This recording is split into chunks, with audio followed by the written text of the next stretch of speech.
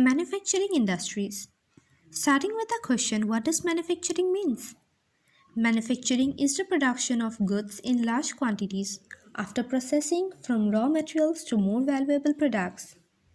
The economic strength of a country is measured by the development of manufacturing industries.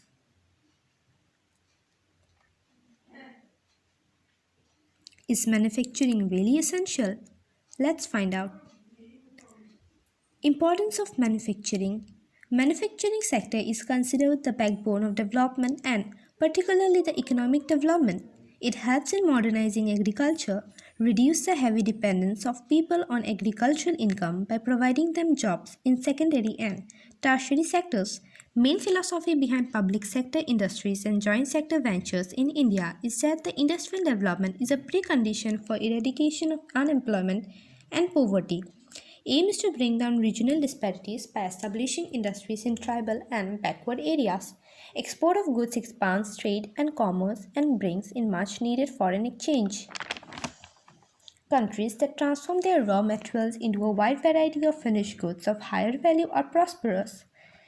Agro industries in India have given a major boost to agriculture by raising its productivity. They depend for raw materials and sell their products such as irrigation pumps, fertilizers, insecticides, pesticides, plastic and PVC pipes, machines, tools, etc. to the farmers. Contribution of industry to national economy. Over last 2 decades, the share of manufacturing sector has stagnated at 17% of GDP out of 27% for the industry, which includes 10% for mining, quarrying, electricity, and gas. Lower in comparison to East Asian countries where it is 25% to 35%. Growth rate over last decade 7% per annum and desired growth rate over next decade is 12%. Since 2003, manufacturing is growing at the rate of 9 to 10% per annum. The National Manufacturing Competitiveness Council (NMCC) has been set up to improve productivity with appropriate policy interventions by the government and renewed efforts by the industry. Industrial location, availability of raw material, cheap laborers, skilled laborers, capital that is money, well-linked transport system, nearness to the market, low-cost production at site, suitable government policies, suitable climatic factors. Industrialization is followed by urbanization.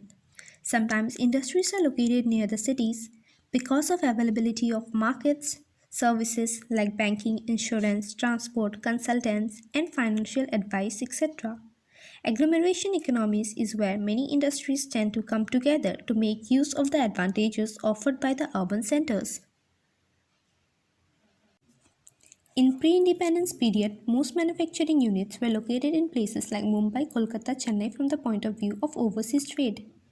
On the basis of source of raw materials, agro-base, industries dealing with the agricultural products, mineral base, industries dealing with minerals and petrochemicals.